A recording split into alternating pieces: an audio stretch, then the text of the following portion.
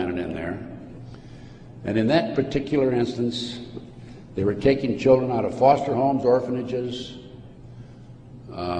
Boys Town, driving them from Omaha, Nebraska to Sioux City, Iowa, 184 miles away, placing them in private jets and flying them to Washington, D.C. for sex orgies with prominent people, including congressmen, senators, and certain people in the White House.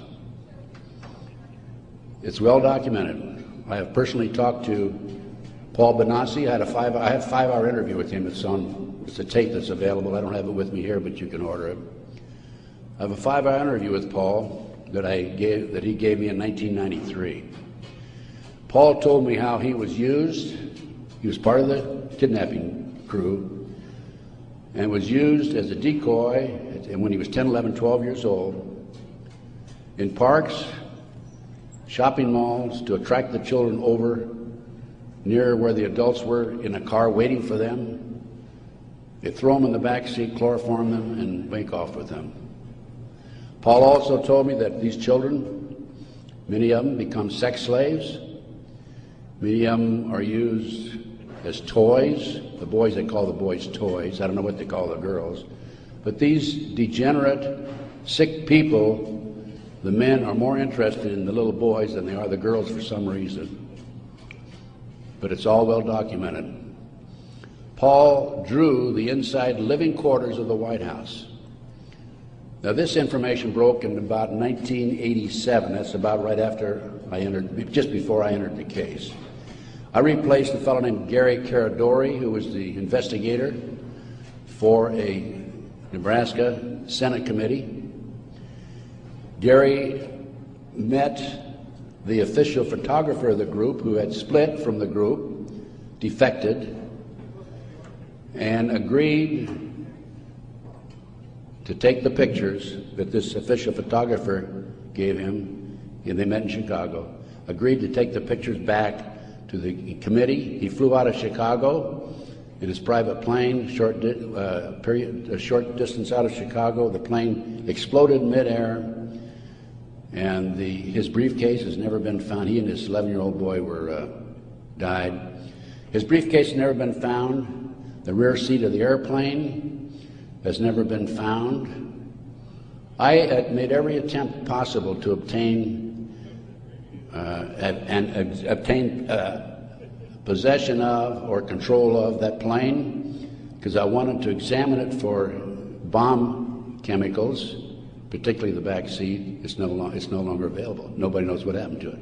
Gary Caradori was a civilian, yet it was taken to a military base for examination. A deputy sheriff was the first one on the scene. He saw the pictures. He started picking up the pictures. An FBI agent came along, took the pictures away from him, told him to keep his mouth shut. He started talking to a few people. A year later, his wife was murdered. He's no longer talking. This international child kidnapping ring, I later learned, was out of Washington, D.C. It was very active, and the organization is known as the Finders. And I have a report on the Finders back there. Everything I'm telling you is documented, by the way. The Finders has been established and operating throughout the 1960s up to the present time. It was exposed in 1987. They moved their operation to Wichita, Kansas, and they're operating right today in Wichita, Kansas. I have taken my report to the FBI a half a dozen times, demanded an investigation, and I have yet to be interviewed. So we have the Finders, we have the Franklin cover-up, which documents what I'm telling you. We have the pawns in the game. Pawns in the game is the Illuminati. This is the Illuminati/satanic movement in this country today. And the last thing I'm going to mention in the way of a book is why Johnny can't come home. Johnny Gosch was September the 5th, 1982, a newspaper boy on a Sunday, and he was about to deliver his newspapers in West Des Moines, Iowa. He never delivered any newspapers. He disappeared. The mother, Noreen Gosch, was dumbfounded, didn't know what happened, demanded an investigation of the FBI and by the West Des Moines Police Department. The chief of police in West Des Moines said to her, even though he's disappeared, we do not have any witnesses who saw him being grabbed and placed in a car or being taken control of. So we're not going to investigate it. The FBI used the same premise. They refused to investigate it. Now, I've been involved in kidnappings in the FBI, and I can tell you that it's automatic within 24 hours, at the end of 24 hours, that we had to go in my day, this was back in the 50s, 60s, and 70s, we had to go in and start investigating the case after they've disappeared for 24 hours. Today, as I stand here and you sit there, the children are disappearing in this country at the rate of 83 per hour. That's over 700,000 children a year. Now, I can go back to July 1982. The Reader's Digest claimed there were 100,000 children disappearing every year. There's another statistic that I find very interesting, and that is that it is estimated 2,500 children are kidnapped and murdered in this country every year. That's an unbelievable figure. Yet, the FBI refuses to investigate it.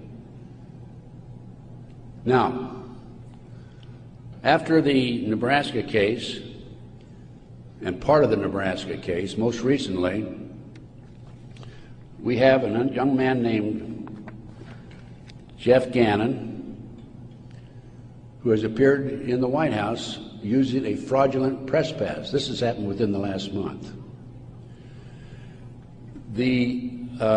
Certain people in the White House were questioning him and were suspicious of him because when he would engage in a press conference with the president, President Bush, he was asking what they called soft questions. Soft questions meaning the president would have an answer for them, he'd look good. Somebody started checking into his background. They learned that he was actually an individual named Jim Guckert. This is all on the internet, by the way. And Guckert had a homosexual website. So Jeff Gannon is an alias of Jim Guckert. Now, his picture appeared in the internet, and he is believed to be Johnny Gosch, who was kidnapped September the 5, 1982. The mother, Noreen Gosch, who wrote this book, Why Johnny Can't Come Home, I have a 2-hour interview with her on video, available again if you want to check my order blank. She did not sit still for this. Can you imagine if the 83 mothers of children who disappear every hour would do what Noreen Gosch has done? We wouldn't have this problem today.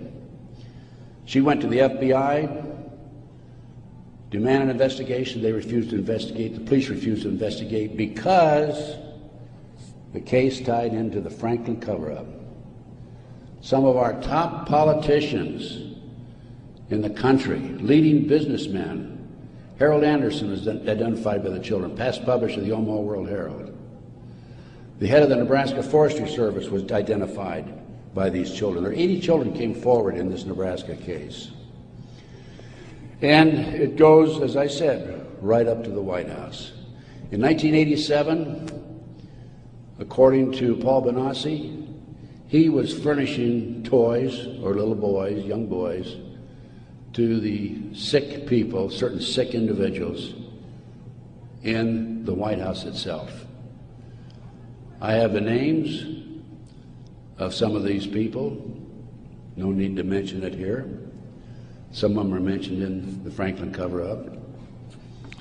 But it does appear that Jeff Cannon is, in fact, Johnny Gosch. Noreen Gosch, the mother, has looked at the pictures.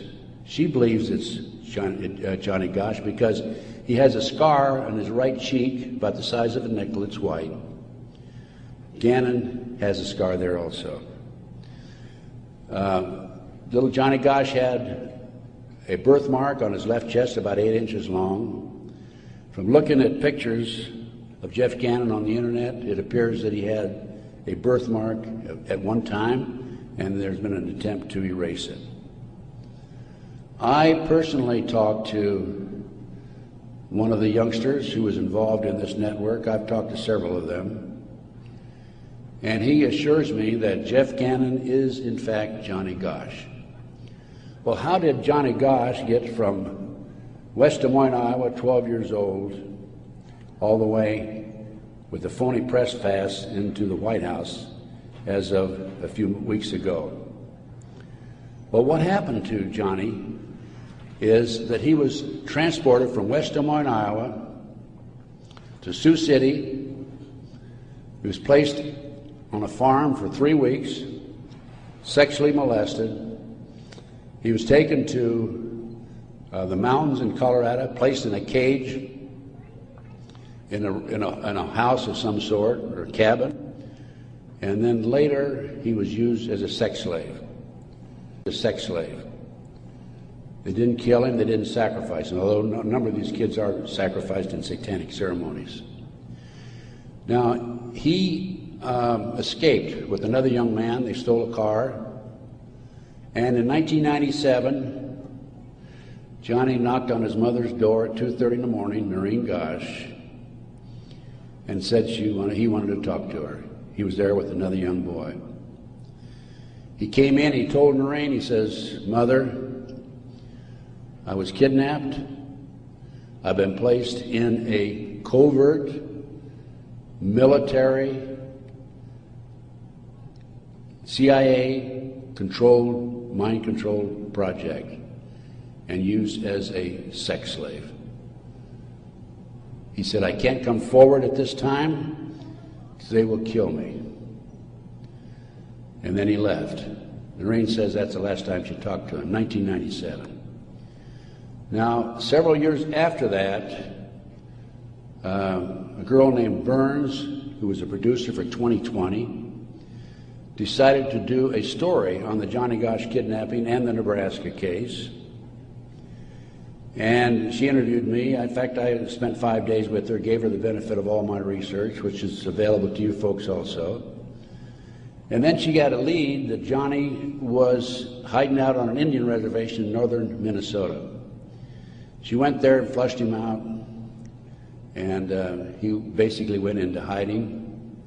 And now he shows up at the White House. He was a mind control victim. If you don't know anything about MKUltra mind control program, it came into this country through the German scientists after World War II.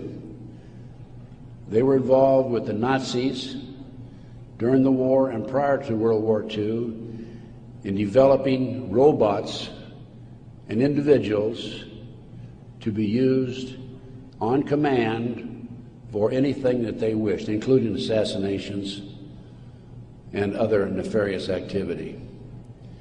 The MKUltra program, CIA mind control program, was investigated by Congress in 1987. Congress said, CIA, you got to quit doing that. You're bad boys. And they said, we will quit. Don't kid yourself. It's very active today. There are people like Barbara Hartwell out there who are mind control victims. She's another one who's been bashing me. I must be doing a pretty good job because I wouldn't have these people criticizing me on the internet like they do. And of course, it doesn't bother me in the least. But going back to the Nebraska case, the MKUltra, a lot of this training took place at Offutt Air Force Base in Omaha, Nebraska, which was Strategic Air Command headquarters. You recall after 9/11, the president flew to I think it was south, someplace in Louisiana or New Orleans, and then he flew to Offutt Air Force